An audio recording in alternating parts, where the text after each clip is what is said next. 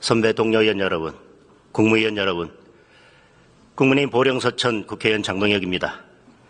국민 여러분, 우리는 비상계엄에 이은 대통령 탄핵으로 극심한 혼란을 겪고 있습니다. 국가 경제는 비상등이 켜졌고 국제외교도 살얼음판을 걷고 있습니다. 정부는 권한대행의 권한대행이라는 사상 초유의 상태에 놓여 있습니다. 우리나라의 시장 질서와 민주적 회복력이 시험대에 올랐다 해도 과언이 아닐 것입니다. 비상계엄으로 인한 국가적 혼란이 아무리 크고 국정의 정상화가 시급하다고는 하지만 민주주의와 법치주의의 대원칙인 적법 절차를 무시하고 대충 건너뛸 수는 없습니다. 위헌과 불법을 따지겠다고 하면서 헌법적 절차와 사법적 적법성을 소홀히 한다면 두고두고 국론 분열에 씨앗을 남겨두는 꼴이 될 것입니다. 질의 시작하겠습니다.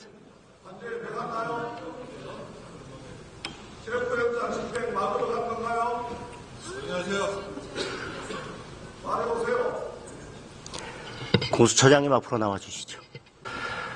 서부지방법원에 체포영장 청구하기 전에 혹시 서울중앙지방법원에 체포영장 청구한 적 있습니까? 지금 서울동부법원하고 서울중앙법원, 그다음에 군사법원 세 군데에 청구한 적이 있습니다. 지금 윤석열 대통령에 대한 체포영장이 지금 서부지방법원에서 발부됐지 않습니까? 네, 그 전에 서울중앙지방법원에 청구한 적이 있는지를 물었습니다. 체포영장요? 예. 없습니다. 예. 체포영장 청구한 적 없습니까? 윤석열 대통령에 대한 체포영장은 서부법원에 처음 청구했습니다. 예. 지금 공수처에서 내란죄에 대한 수사 권한이 있다고 주장하는 근거는 직권남용죄에 대해서 수사할 권한이 있기 때문에 그와 직접적인 관련이 되어 있는 내란죄에 대해서도 수사 권한이 있다 이렇게 주장하고 계시지 않습니까? 맞습니다. 예. 만약에 직권남용 행위가 내란죄의 수단이 되었다면 나중에 그것이 별개의 범죄가 성립된다 하더라도 내란죄로만 형이 정해질 것입니다. 맞습니까?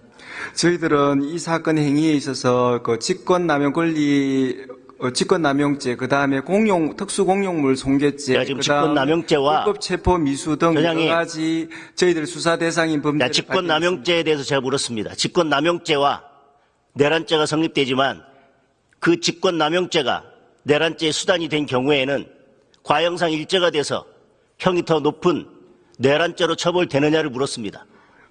직권남용죄와 내란죄의 관계는 그 의원님께서 말씀하신 그런 관계일 수도 있고 어쨌든 관련된 범죄인 것은 그렇다면 사실입니다. 그렇다면 내란죄와 직권남용죄의 법정형은 큰 차이가 있습니다. 내란죄의 법정형이 훨씬 더 무겁습니다. 그리고 본래 공수처는 내란죄 수사권이 없습니다. 직권남용죄를 빌미로 해서 지금 내란죄에 대한 수사를 하고 있습니다. 그런데 그 두 가지 범죄가 성립된다 하더라도 직권남용죄가 내란죄의 수단이 된 경우에는 과형상 일죄가 돼서 내란죄로 처벌될 것이고 내란죄의 법정형이 훨씬 더 높습니다. 그런데 본래 수사 권한이 없는 내란죄를 직권남용죄를 이유로 가져간다고 하는 것은 새우가 고래를 삼키겠다고 하는 것과 똑같습니다. 자, 처음부터 이 사건을 가져갈 때 내란죄를 가지고 이 사건을 이첩받았습니다. 이미 내란죄에 대한 수사가 진행되고 있었습니다. 맞습니까? 저희들은 직권남용 권리행사 방해죄와 내란죄 같이 수사하고 있는 그런 상황이었습니다. 의원님께서 말씀하시는 법리가 맞긴 하지만은 그렇지만은 직권남용 권리행사 방해죄가 그동안 공수처에서 수사 대상인 분명합니다. 제대로 수사를 해서 성과를 낸 사건이 없습니다. 공수처 생긴 이래로 지금껏 수사를 제대로 해서 성과를 낸 사건도 없었고 지금 체포영장 집행도 제대로 이루어지지 않고 있습니다. 그런데 직권남용죄를 이유로 해서 내란죄 수사를 하겠다고 하는 것은 저는 정략적 이유라고 생각을 합니다. 들어가십시오.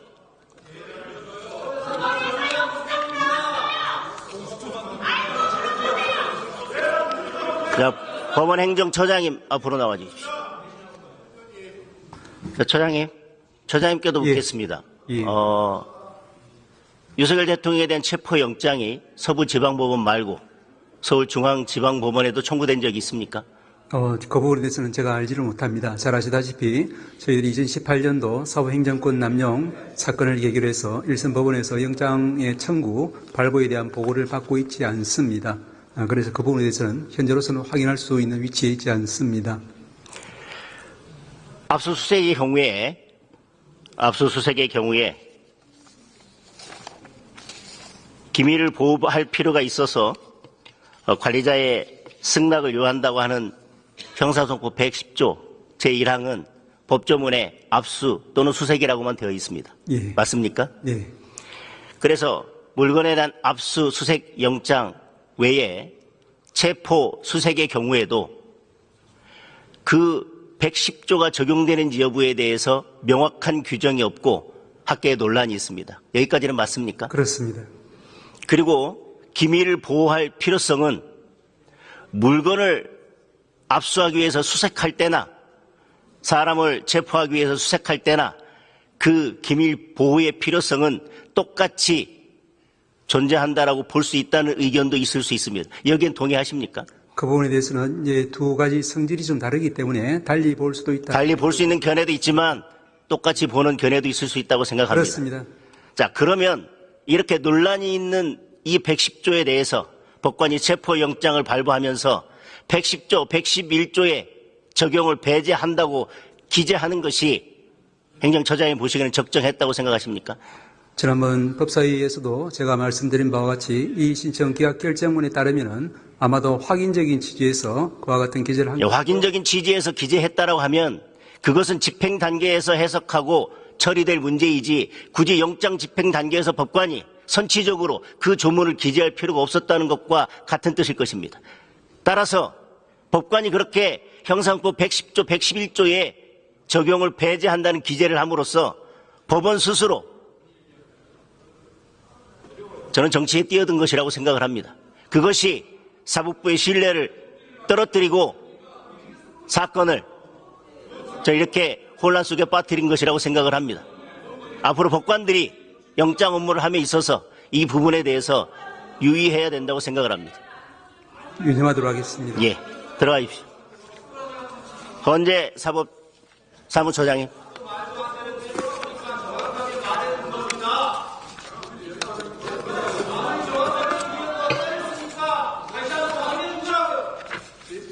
지난번에도 질의했지만 헌법재판연구원에서 발간한 주석 헌법재판소법에 따라서 제가 몇 가지만 확인하겠습니다. 탄핵 소추 사유의 일부 철회의 경우에는 그 주석서에 의하면 국회 재의결이 필요하다고 되어 있습니다. 맞습니까? 그 주석서에 따르면 예, 그렇소. 그리고 그 재의결에 필요한 정족수는 탄핵 소추 의결 때와 동일하다고 되어 있습니다. 그것도 맞지요? 예, 그 주석서에 따르면 그렇습니다. 탄핵 소추 사유의 일부 철회의 경우에는 상대방의 동의도 필요하다고 되어 있습니다. 주석서에 따르면 맞습니까? 예, 그렇게 되어 있습니다. 자, 그러면 탄핵 소추의 소추 사유의 일부 철회, 일부 취하는 결국은 사실관계가 다른 탄핵 소추 사유의 일부를 철회하는 것이 탄핵 소추의 일부 취하에 해당할 것입니다. 맞습니까? 그 잘 아시겠지만은 그 부분은 이제 재판부 판단 사항이고요. 자, 재판부 판단 사실이 아니라 제가 법리적인 걸 묻고 있습니다. 재판부에서 어떻게 판단하시든지 그건 판단하겠지만 제가 법리를 묻고 있습니다. 그 주석서에 나와 있는 바에 따르면 그렇게. 자, 국회에서 의결한 대통령 탄핵소추 의결서에 탄핵소추 사유는 두 가지입니다. 위헌 위법한 비상계엄, 즉 실체적 절차적 요건 위반입니다. 두 번째, 내란 속의 범죄 행위입니다. 지금 헌법재판소에서 1차 준비기일에서 정리한 쟁점 4가지를 보면 계엄을 선포한 행위, 포구령 1호를 발표한 행위, 계엄 해제 요구권 행사를 포함한 국회 활동을 방해한 행위, 중앙선거관리위원회를 군대를 동원해 불법으로 압수한 행위, 이 4가지로 쟁점을 정리했습니다. 맞습니까?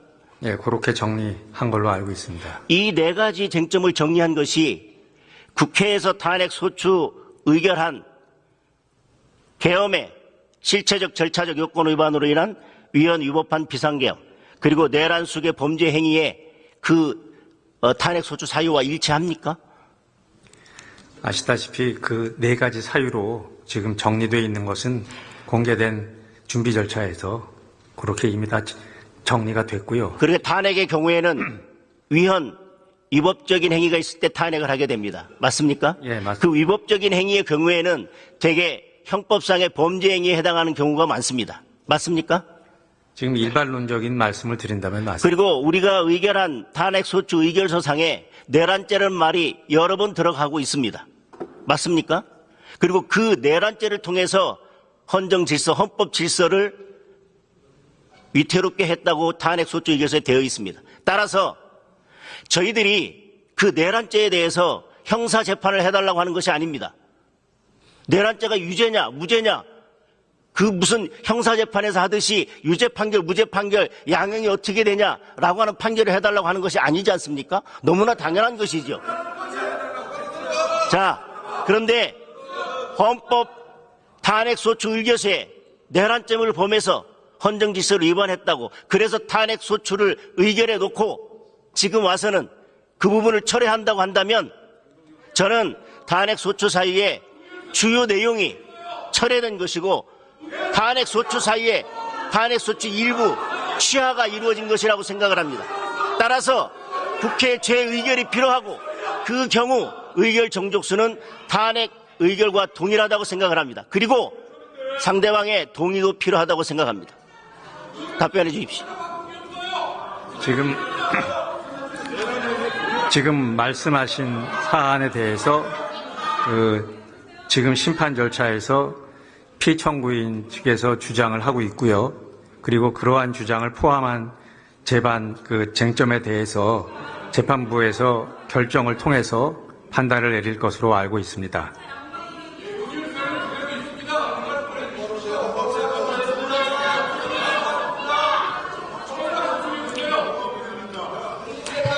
자, 탄핵 심판의 경우에는 형사 절차와 동일하게 증거 조사하도록 되어 있습니다. 내란죄에 대해서 법리 구성을 달리하더라도 사실관계가 그대로 남아있다고 한다면 그 사실관계에 대한 증거 조사는 형사 재판 절차에 의해서 엄정하게 이루어져야 할 것입니다. 이상 질의 마치겠습니다.